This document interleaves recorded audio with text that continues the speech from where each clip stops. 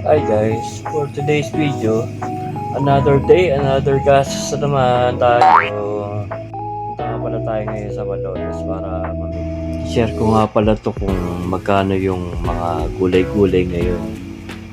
Check nyo kung mura ba o mahal. Itong bawang, 750 kilo niyan. Ay hindi pala. 750 pala isang isang sako.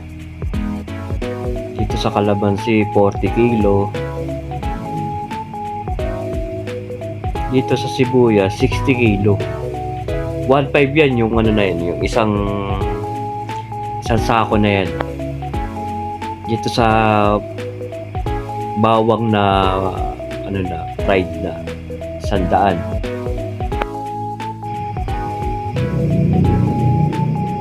And dito sa margarine, per kilo yan Pinapuno ko na yan. Ewan ko, 5 kilo yata ito. Ay, 90 kilo niyan Ay, pinapuno ko na yung lagayan ni mama dyan.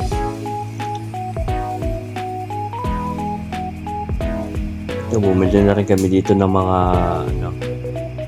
asukal. 1/4 lang. Tapos pang sopas. Dito tayo sa Malolos Palengke. Siyempre, nagutom tayo. Kain muna tayong fishball. Tanghalin tapat na pala to, tanghali na kami.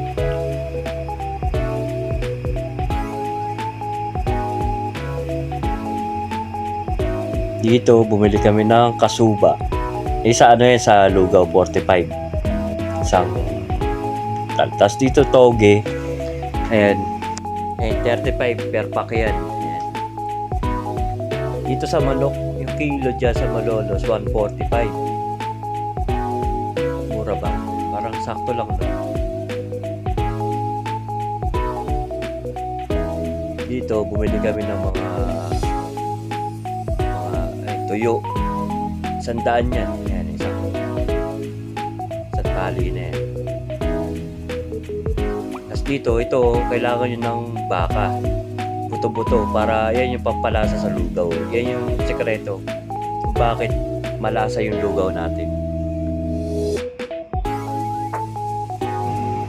Lumipat kami doon sa kabila. Meron mas magandang buto-buto.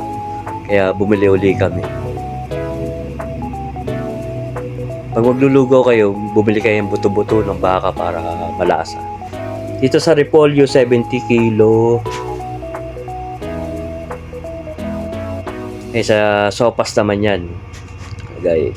Saka itong carrot. Itong carrot, 90 kilo. Mahal, no? Wala nang mura ngayon. Patatas, bumili rin tayo. Dito, bumili kami ng itlog panlugaw din yan. Paninda na rin. Tapos dito, sili. Bumili na rin kami. Tayo mo, mahal, no? 350 per kilo. Mahal ang sili ngayon. Tapos dito, luya. Yan, kailangan din ng 100 kilo. Sa lugaw din yan. Nilalagay. Dito, pauwi na nga kami pala. Thank you for watching. Bili na po kayo lugaw at sopas. Thank you. Bye-bye.